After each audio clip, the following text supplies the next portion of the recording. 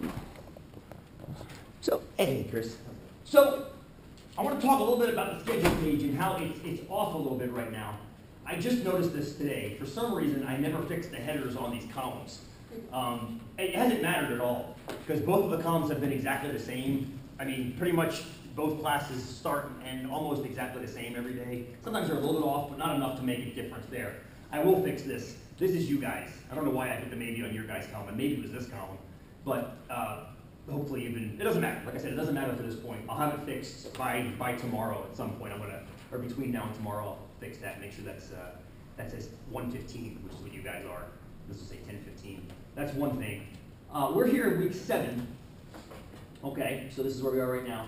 Next week, we have the in-class part of the exam on Wednesday. We'll chit-chat about that in about 20 minutes. Here's next week. You guys you won't be coming here on Monday. I can't be here Monday, so I have to cancel class. So what I'm going to do, I think I know how this is going to work. I have, probably not very visible. There. So we're going to start something called the binomial distribution today, which is just an extension of the distribution we've been talking about for about a week and a half now, just a very special kind of distribution. We're going to continue it on Wednesday after you guys take your in-class part of your exam. The in-class part of your exam is going to blow. It's going to blow right through. It's very topical, very superficial, not very deep, because you have an out-of-class part where I tend to get a little more deeper with the questions, more time-consuming parts like the Excel parts, things like that. So that's the stuff you'll turn in for next week. I have it right now for Wednesday. Originally, if you check the schedule page last week, it was on Monday, and then I realized I'm not going to be here on Monday, so I had to push it to Wednesday. That pushes the exam in the same place the project is, which I don't think is a huge problem. I don't think that's a huge problem, although I might give you an optional turn-in time for the project, 24 extra hours, and let you turn it in down here if you want to, too. I don't think it's a problem because this is so far away. I mean, we're talking about almost 2 weeks of time between now and then, which is a huge chunk of the term, let alone time period. So I'm going to leave it like that for right now, but I think I might give you an optional due date on the project for a day later. That project's not too time-consuming. Most of it involves Excel. As you can see, there's some spreadsheets that go with that project. I'm going to make this a little bit clear. I realized this as I was looking through my 1015 class. There's a bunch of links here. These two go together, and these two go together, but that's not entirely obvious if you don't know that. So what I might do is draw a little line through the middle of it here. There's also supposed to be a quiz at some point this week. I'm not sure if I'll put a quiz up. Maybe I'll put a quiz up and you guys can ignore it if you want to, because obviously there's enough going on that week without having a quiz too. Quizzes are optional, so I figure I might throw one up just to throw one up. That way you guys have a quiz should you choose to do it. We'll see how time goes. So this will be replaced with, back to what I was talking about, the binomial distribution. We're going to start it today. Most likely continue it, but not finish it on Wednesday. So you guys will take the in-class part of your exam on Wednesday. It will not take you the full hour and 45 minutes. It just won't. There's not enough stuff on it to take that much time. So you'll knock it out in about an hour. We'll take the remainder of that time to get back into the binomial, but I don't think we'll finish the binomial for Wednesday. So what I'll do is I'll record the last little bit that we don't get to and post that video here for you guys. Does that make sense? It'll be kind of lecture-y, which I don't like. I like being able to call on you guys, but you won't be here. So we'll kind of make do with that. And so we have the last little bit of the binomial on a video. I'm thinking maybe 10, 15 minutes tops by the time it depends on how Wednesday goes. But from what I'm kind of seeing, the progression of time, that way you'll have a bit of a wrap up there on Monday. You can refer back to it. I'm going to give you guys TI programs today. And one of them is called, Distill actually involves stuff from that distribution. So part of that video will be showing you how to use that program. We'll see it in class today. We'll see it in class on Wednesday. We'll see it again on the video. That way I think that constant repetition eventually looks like, okay, I know where I have to go to do this and do that and do this. So does that kind of make sense? As far as scheduling, I neglected to put that in the schedule page until now, and I totally skipped my mind until recently. There's also the following Monday you have off for something. Memorial Day, thank you, Memorial Day. And I won't post anything due on that day, of course, because that's the holiday. But the day I'm not going to be here, like I said, I'll put that video in and probably some homework questions for you to look at. So when you come back to class the next time, we can have something to talk about. So, fair? Makes sense-ish? Getting there? Believable? If you don't put anything on that day that you're going to be gone. Say that again? I can go fishing and we can talk about that when I get back. Well, or I'll have it posted so early you could do it before that day. That's the thing too. I mean, I'm going to have that posted by Thursday, and you can go fishing on Monday. By all means, I think you should, Michael. So I'll have it posted plenty early for you, so you can check it out then, and then you can go fishing on Monday. Even Sunday too. Hell, do it on Friday. Yeah, do it on Friday. Do it 5 minutes after I post it. As I post, I'm getting ridiculous. I'll look at it while I'm at the lake. There you go, perfect. Mobile devices. I love wireless technology, and you should too.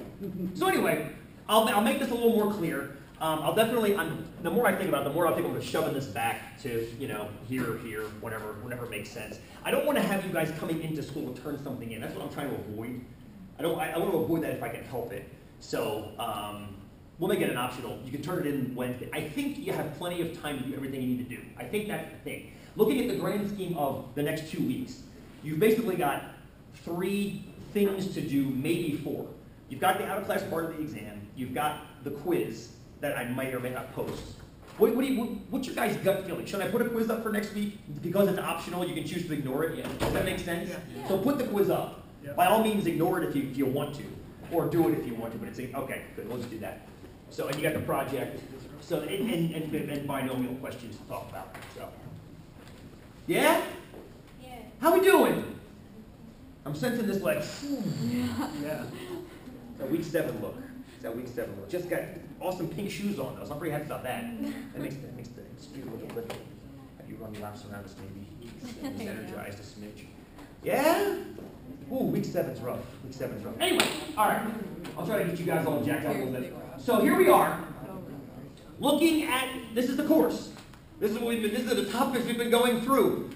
Your first exams, both in and out of class, we're over these 3 sections right here. Yes? Yes. Your next exams, in and out of class, we'll do these next 3 sections. Relative position, outliers, and probability distributions. Raphael asked a very good question earlier. He said, are you going to do a review on these 3 sections? I said, no. It's a bit of a wise-ass thing to say. We're not really. But I want to start today. Does anybody have any questions on this homework assignment? We finished this stuff up on Wednesday of last week. Does anybody have any questions on just probability distributions? We've already reviewed these 2 earlier in class. I will go back to them and real quick bullet important stuff from them. But as far as going back to them, we won't do that. Anything from probability distributions, any questions give you guys grief? All right, here's the dog. Good. Any, please, Jessa, yes? On the 5.8, when it asks for distribution form. 5.8. Is that number 8 in the book? Yeah. Gotcha, Jessa. So number 8 right here. Gotcha. Yeah. What it asks for, I'm sorry, say that again, my friend. It asks for an expression of px in distribution form. What is that? I don't know. Give me the rest of the context. Let's figure it out. I don't have my book with me, so I apologize. That's okay. It says express p of x equals 1, 6 for 1, 2, 3, 4, 5, 6 distribution. Got it. I understand. I think I know what they're getting at here. Okay. So I didn't use this language in class, but what they want to see is they want to see the actual table like we built in class. So what I heard right there. So this is number 8, you said, Chess? Okay, number 8. And you'll recognize, oh my God. No. It's friggin' artwork, I know myself.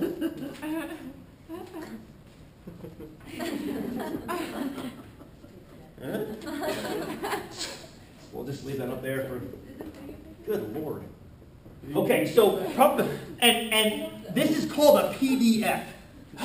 It's called a PDF, a probability density function.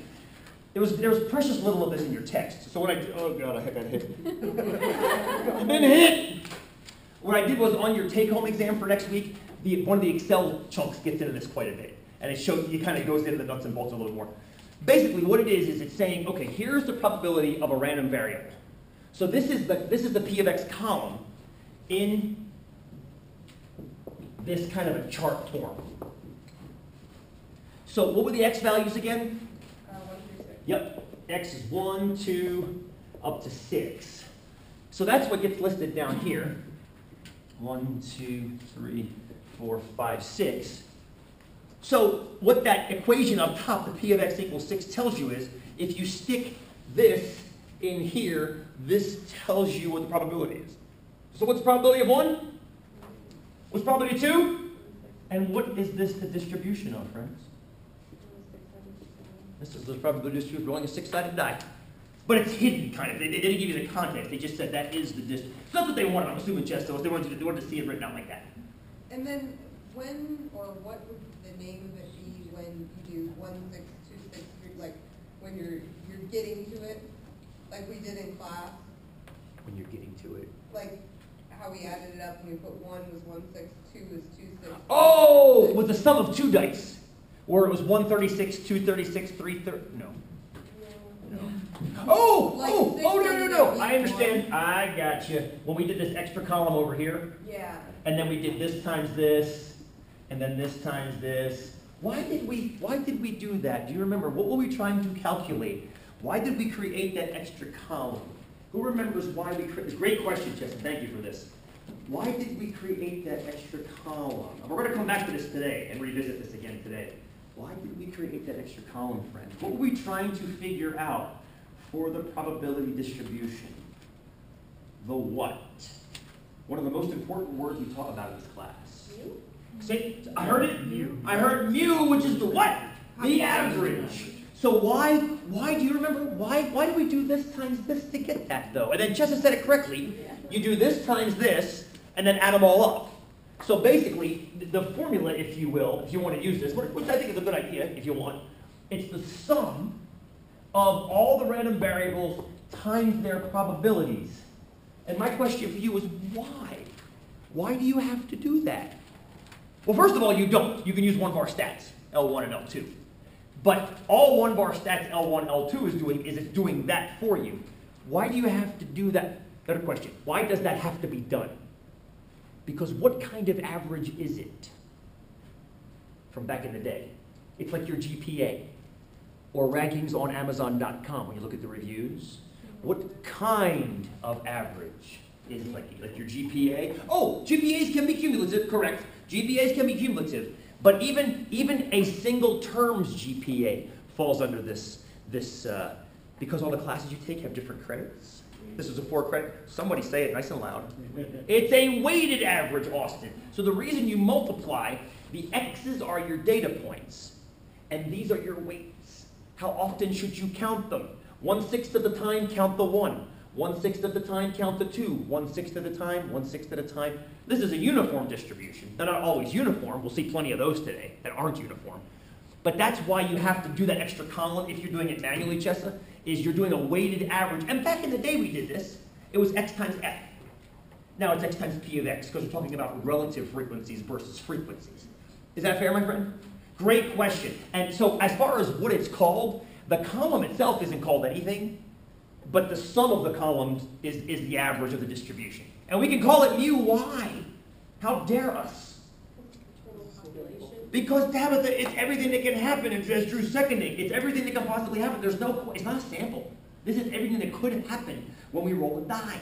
Yes, absolutely. Fair? This is actually a great review question for your exam on Wednesday. Be able to take a distribution like this and find its average and standard deviation. You know, could you use this? Of course. And if somebody reminds me, I'll put that on the board for you. I'll put the formula up on the board if you want us out to put mu equals sum of x times p of x. Don't memorize it. But you can, Tabitha, go ahead. Is that the standard deviation and the population deviation? The standard deviation is going to be the population one given to you in your TI. I don't think anybody wants to calculate this. I mean, maybe you do. I don't know. No? No. Cass is already saying I no. don't want to know what it looks like. What are you doing? Stop writing. Stop. I'm going to stop writing. So if anybody wants, I'll put that on the board on Wednesday happily. But by all means, use L1, L2 on your TIs. That's what I kind of expect you to do. Because it also, as Pat said, gives you the standard deviation, which you apparently don't want to see the formula for. Good for you guys. I wouldn't want to either. Actually, I do. I kind of think it's pretty. But, that's me. I'm deceased. Sean? Yes, Dave. L2 on that? Yes. Are we breaking that down into decimal form? You can put it in as a fraction, it'll convert it to decimals for you. Absolutely, yeah. Don't worry about it. Actually, for things like this, I wouldn't put them in because if you truncate the decimals, you're going to get slightly inaccurate answers. Okay. Like if you call it 0.17, you're going to get an average that's a smidge too high, but if you call it 0.16, it'll be a smidge too low. Okay. And it won't be symmetric. So just put it as a fraction, it'll take care of the conversion for you. Cool. But I will give you those probabilities. Of course, suppose I didn't. Suppose I said that. Suppose I said that, I left this blank. Could you figure out what had to go there? Why? Good, that's the kicker. They all have to equal 1. In this case, it has to be 1/6, obviously. But even if this was 1/36 down here, suppose this is some kind of a strange die, where 6 was less likely to be seen than it should be, could you figure out it had to be up here? Because what Tabitha just said, they have to sum to 1 or 100%. So you can figure out what has to go there, no matter what these values are, by simply adding up the remainder and taking away from 1, and that's what's left. So, you guys just reviewed the question, basically, not this particular distribution, but you just pretty much practiced for your Wednesday exams. Question on this section. Yay. Great question, Jessa. Thank you. Cool? I don't want Wednesday to feel tricky or seem gray and tricky to you. I don't want you to walk in here panicked on Wednesday. You guys are prepared for it. But I know it's a math test. I know you don't feel that way today. I know. So just realize, can you guys find what goes there? Yes. Could you find the average of what remains? Yes. Could you find the standard deviation of the distribution? Yes, you could do all those things. We've been doing them for weeks. Just don't forget that on Wednesday. That's the thing. Sometimes you guys, you psych yourselves out. Don't do that. Sean, Don't psych. sorry, what do you mean by the remainder?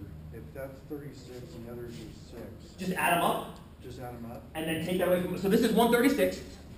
This is 636, 636, 630. I can try this in my head. This is 2436 altogether, right? Plus 1 is 2536. So this has to be 1136 to make it up to 1. Okay. These have to add up to 100%. Oh, I see. They have to be. So as long as all I take away from you is one of them, you can figure out what that last piece has to be. Does that make sense, David? That makes more sense. Oh, good. And that's all I'm saying. Like, if I give you a distribution like this, where you're missing 1, you can figure out what has to go there by summing up the remainder and taking it away from 1. Because you know this is true, always. Always. That column has to be 1, because you guys already told me this is the population. If that's the population, everything that could happen is represented in this table. So 100% of the time, one of these disjoint things is going to happen. That's all. Don't overthink it, which I think it's easy to do in this class. It's very easy to do in this class. Jessica, go. So when we put that into the TI, it doesn't come up under the S, it comes up under that. Yes. Matter of fact, your S will be Zero or nothing. blank. It'll be left undefined because it is undefined. Number 1, it's not a sample. And number 2, mathematically, it can't compute the formula. What's the Q again? Or the whatever that thing is? It's a lowercase sigma. I'm going to write, before you guys freak, I'm going to put the symbol on the board. But I'm not going to write the formula for it. I don't want you guys freaking. So mu is the population average, right? So I'll put this over here, erase my beautiful artwork. So this is your population average. And that's lowercase m for mean. And then this guy, it's like a sideways 6. Now on your TI, it's got a little x next to it too, because that's it's the standard deviation of the x variables. That's the population standard deviation. Yep.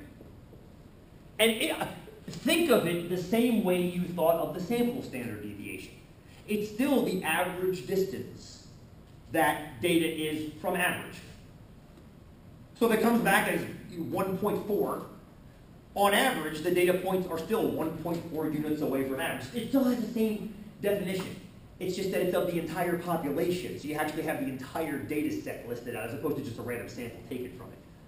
So don't think of it as any different kind of interpretation. It's still exactly the same. It's just called something different because you have a population. It's like in Spanish when you call someone usted versus tú. Think of it like that. We have any Spanish speakers? I think I'm doing this correct. Yes. Usted is the formal. Usted is formal and in formal respect, you're saying. Right, exactly. Not that I don't respect you guys. You guys are all my usteds. But like tú and usted, they kind of mean the same thing. They're both like you. But one stands for something slightly different. But it's still the same interpretation. It's a you. So if you will, the little sigma is usted, if you will. And S would be tú for the sample.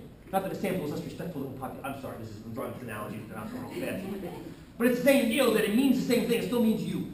It still means average distance from average. Sorry, Jess, I didn't mean to bust into Spanish there. That's totally fine. Cool-ish? Jess, did that answer your question okay? Yeah. Great question, fantastic. I sometimes I forget those little tiny subtle differences can be confusing, unnecessarily so, right? Because I don't want you guys getting hung up on that, because you might miss the bigger picture that hasn't changed. The bigger picture's still there. It's still an average distance from average. It's just got a slightly different name. That's all. Cool. Okay. Anything else give you grief? Ajit? Lower back pain? Hives? Runny nose? Sarah? 26. 26. Tell me all about it. So it's every Tuesday, Jason's video has a roll that I play. Oh, damn it. Yeah, scratch this one. This one's annoying. I was supposed to take this one out. Yeah, 26 is the roll of dice game, and I did it the past couple terms of my classes, and every time I go over with a class, I'm like, why did I include this one? I was supposed to pull it out. So you can ignore 26 from your textbook. Don't worry about 26 from your textbook, please. I do want to start building distributions with you guys, but not like that. That's an annoying one. I want to start building ones that are less annoying and more meaningful. And the problem with that one is it's so contrived. And the book is slim pickings. The book is full of slim pickings as far as those go. So I decided to make up my own. And we're going to use my chicken coop here in a minute to start the building process. So please don't worry about that one, Sarah. I apologize. That should have been stricken from the record. We're going to a new textbook soon anyway, so it'll be gone. Anything else give you guys grief? Jessica, yes? On 23, it asks if what they give you is a probability. Well, let's find out, shall we? This is actually great practice, not for Wednesday, but for your take-home exam. So let's take a look at that, shall we? Go ahead. What do you got? It was reasons for damage to a laptop. Reasons for damage to a laptop. Okay. So what are the reasons? Spilled food or liquids, drops them, not protected during travel, worker error. Okay, so we've got a few reasons as to how a laptop can be damaged. Spilled food or liquid, I think is what it was. Damage during travel. What was the third and fourth ones? Dropping them in anger. Dropping them in anger. Dropping them in anger. Using them as a frisbee when I'm pissed. And what was the fourth one? They're separate. Dropping them. Oh, dropping them. Angry, right? Used as card table during drunken binge. Lots of reasons, right? Was there an other column, perhaps? No, it was just those 3 or 4? Just those 4. And were there probabilities associated with them? Percentages. So if you would, what was the first one? That food and liquid, right? Yeah. Food and liquid. What was the percentage for that one? 34. 34%. Give me another one. Dropping them was 28. Dropped. 28. Okay. Not protected during travel. Not protected during travel. 25. 25. Another one? The anger was 13. Is that just as anger? Worker anger. Oh, worker anger. Okay, and this was 20, this was what? 13. 13, all right. So if I'm looking at this and I want to force it into that form, I would kind of call this the P of X column, right? I call it the P of X column. So let me ask you a question. Does that sum to 100%? Mm-hmm. It does. That sums to 100%. Okay, so that looks pretty good, doesn't it? As far as the distribution goes. But there's a problem. And it's this. What has to go in the left column of these distributions? Another number? Numbers. A numerical value has to go in that column. You have to put a numerical value. Why? You can't multiply food and liquid by 34%. If I asked you, on average, what is the average reason for laptop failure? What's the only answer you can give based on this data? On average. That's the only thing you can do, can you? Yeah. Why? Because it's the mostest, it's the mode. You can't average qualitative data, can you? This is qualitative data, not quantitative data. And that's the problem. This is far too tricky a question, if you will, for an in-class exam. But think about why.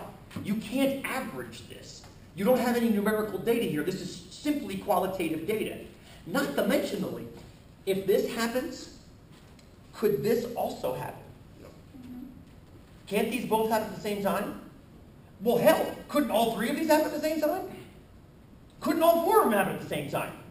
You could be angry while traveling with your laptop in your lap, eating while driving. You slam on the brakes to avoid a dog running out on the road. The thing falls out of your lap, hits your foot, breaks, and you get even more pissed.